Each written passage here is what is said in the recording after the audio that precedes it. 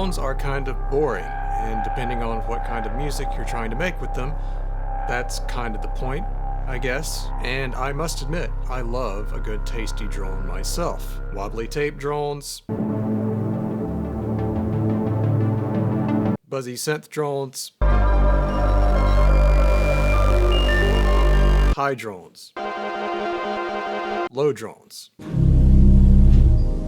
I like drones. So today, we're going to take a look at some of my personal favorite ways to use drones, both focusing on the drones themselves and how to make them evolve and be more interesting, and perhaps more importantly, what we do around the drone that can make even the most boring drone not that way.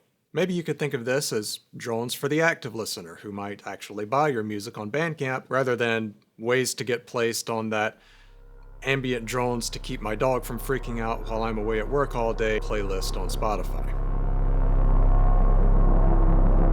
Now, just like our video about sequences, I think one of the most important questions to ask ourselves that will influence all of the decisions we make with our drones is, how does this drone function within the context of our track? Is it the foundation that everything else is built on top of? Does it serve as the root, as the bass note? That's often the case. Or is there just a textural element of droning happening in the background? And if the latter is true, we have a lot more possibilities of ways that we can do things like stack multiple drones, and then we can get into maybe creating some interesting, though stagnant, harmonies, and then how we move around those harmonies become really important with the other parts, and we'll get into that. Now, this is not a drone documentary, as it were, but it's safe to say that drones have been around for a long time. Hurdy-gurdy, bagpipes, sitar, Lyra 8. These are all older instruments, some of them dating all the way back to the 20-teens. But maybe the closest to my heart is an instrument that I've spent countless hours practicing over the last 20 years. Wow, that's depressing to think about. The pipe organ. Now, in Western music, you may have heard the term pedal point, and that comes directly from the organ because it has pedals. And it occurs in Western music when we sustain a bass note over a long period and there are harmonic things happening above it, chords changing. Like a lot of times you'll hear a sustained dominant in the bass and all of this stuff happening above it to create tension until we finally resolve to the tonic later on. Don't worry, it's not a theory video. For example,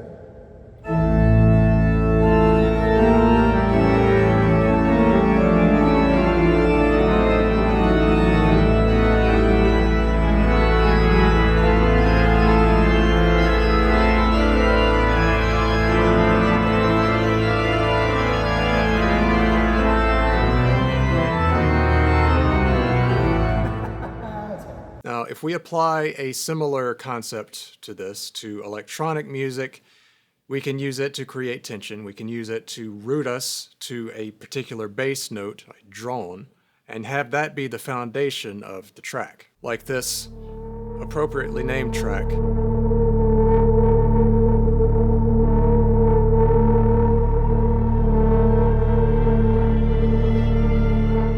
The bass note in this track never, ever changes, right? Interesting things have to happen above it and around it, and textures have to change in order to keep things interesting. Even the rhythm changes a bit because I activate an arpeggiator and then have that note just repeat in the bass. So we might not think of this as a traditional drone, which we think of usually as a long sustained held note like the organ, but it really functions as a drone. It's a non-changing bass note that sustains or continues, repeats throughout the entire track. It's essentially like a pedal tone or a pedal point.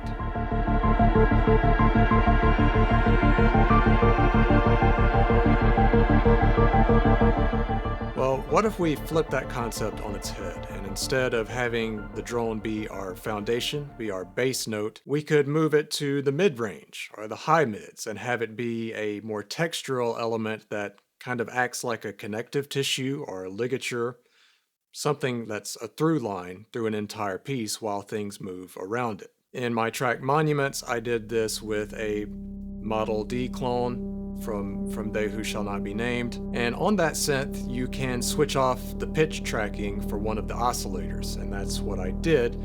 And I considered having that be the root note, like we talked about in that track, Roots. I really need to get more creative with my titles. But instead, I experimented a bit, and I discovered that if I tuned it to the mid-range and had the bass note and the note above it be the notes that moved around as I played, then it could create some interesting rubs. Some interesting harmonies could be created because of the way that those two notes interact on either side of that through line, the drone. I don't know if that made any sense whatsoever, but here's what I mean.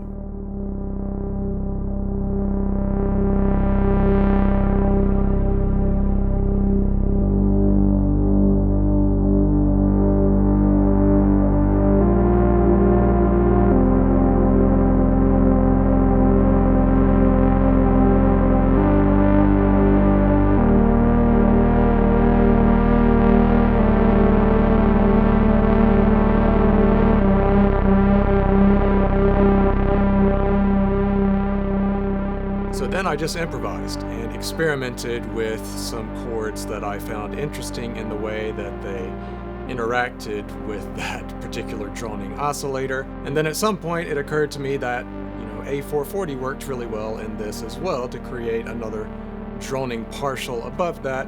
So I used it in sort of a weird rhythmic way that I don't think they really had in mind when they put a tuning switch on the synth.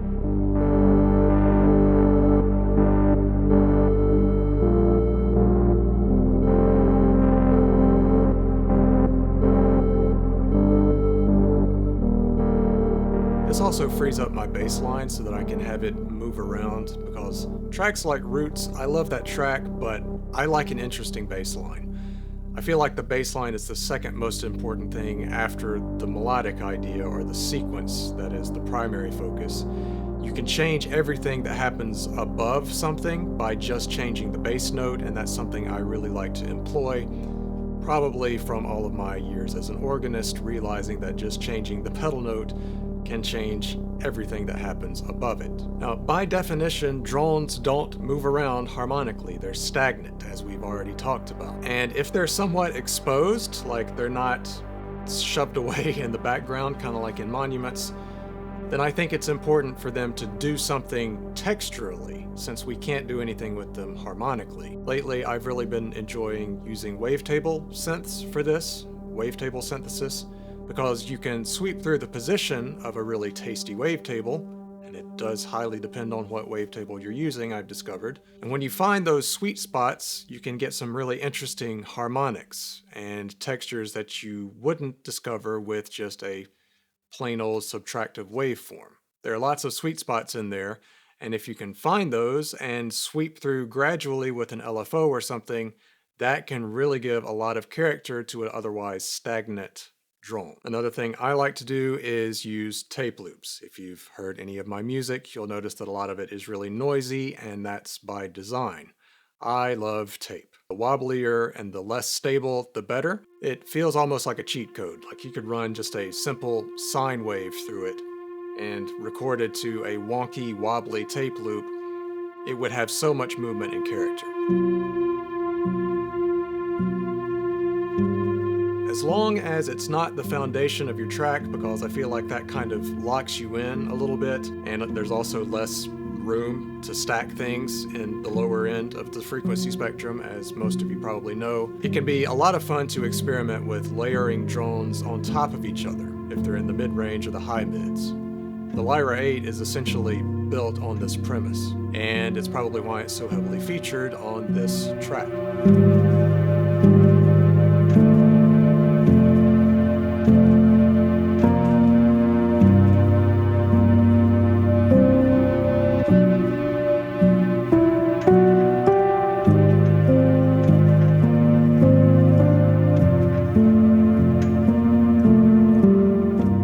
This track was all about finding the right sort of angular harmonies. I wanted it to be a little off and not quite right. And the purpose of that was to create a sense of tension and release, but it never quite releases all the way. There's always that sense of uneasiness to it. And everything works together because I essentially tuned the Lyra 8 to play a stagnant chord using the multiple drone oscillators that the Lyra has. And then the chord progression that I had to sort of play around with and find the one that I really liked underneath that creates polychords with that stagnant chord above. And I happen to love polychords, so that was a lot of fun to play around with. So everything works together and against each other.